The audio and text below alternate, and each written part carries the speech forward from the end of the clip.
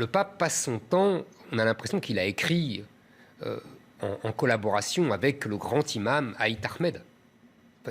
C'est sidérant. Il nous explique qu'il faut défendre les identités des peuples pauvres. Il a tout à fait raison. Je l'approuve à 2000%. Mais qu'en est-il des identités des peuples européens? Là, il n'en a cure. Là, il nous explique que tout le pays est le pays de l'étranger. Ce qui prouve, entre parenthèses, qu'il n'a absolument rien compris à au fameux texte dans l'Ancien Testament qui dit « Accueille l'étranger parce que toi-même, tu as été étranger au pays d'Égypte » et qui a été repris par les évangiles. Sauf ce que le pape oublie, c'est que dans l'Ancien Testament comme dans le Nouveau, l'étranger qui est accueilli, il repart. Il reste quelques jours, c'est ça l'hospitalité. Mais il ne reste pas. Et il ne fait pas venir sa famille. Ou s'il fait venir sa famille, il repart. C'est ça, tu as été étranger en pays d'Égypte, souviens-toi. C'est pas, il faut que tous les gens de l'étranger viennent dans, et encore certains pays. Le pape n'est pas, pardon, je vous interromps. Je vous en prie. Est-ce que le pape, il n'est pas dans son rôle quand même en étant miséricordieux, en étant universaliste, comme vous dites, il est dans son rôle? Il est dans son rôle... Aimez-vous les uns les autres? Non, il est dans son rôle quand, si vous voulez... j'ai pas l'impression qu'il soit dans son rôle quand il nous fait une encyclique qui ressemble à une chanson de Grand Corps Malade. Là, j'avoue qu'il sort de son rôle, justement. Le pape, vous comprenez, c'est le chef de l'Église. Donc, il y a... Les catholiques ont enseigné il y a longtemps une règle, la fameuse règle de la subsidiarité. Hein, c'est pas le traité de Maastricht qui l'a inventé, c'est l'Église. Qu'est-ce que ça veut dire la subsidiarité? Ça veut dire que le pape est le chef de l'Église pour la foi, pour le dogme, mais pas pour la politique.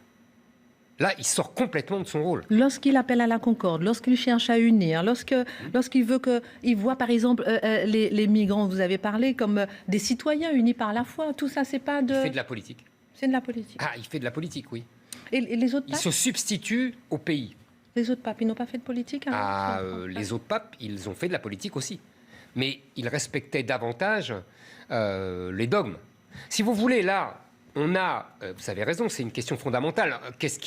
En quoi il ressemble au pape précédent, en quoi il diffère?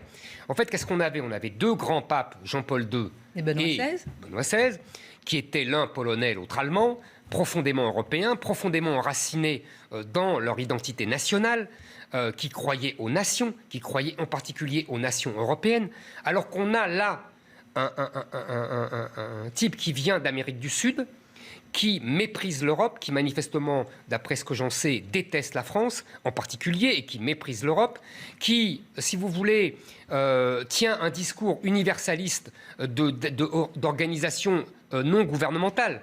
En fait, il a transformé le Vatican en ONG. Je ne crois pas que ça soit son rôle. Il tient le discours d'une ONG qui va sauver des migrants en Méditerranée.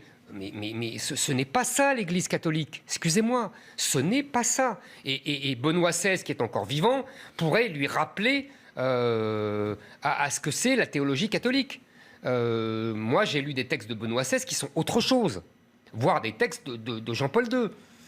Là, je vous dis, il sort de son rôle, on voit bien d'où il vient, il a eu sa jeunesse en Amérique du Sud dans les années 60, formé par les jésuites, donc très politique, donc très idéologue, donc très d'extrême gauche, donc très influencé. Je ne dis pas qu'il était lié à l'idéologie de la théologie de la libération, aux marxistes des années 60, en Amérique du Sud, tous les mouvements révolutionnaires. On sait que l'Église de là-bas était très proche de certains mouvements marxistes et communistes de l'époque.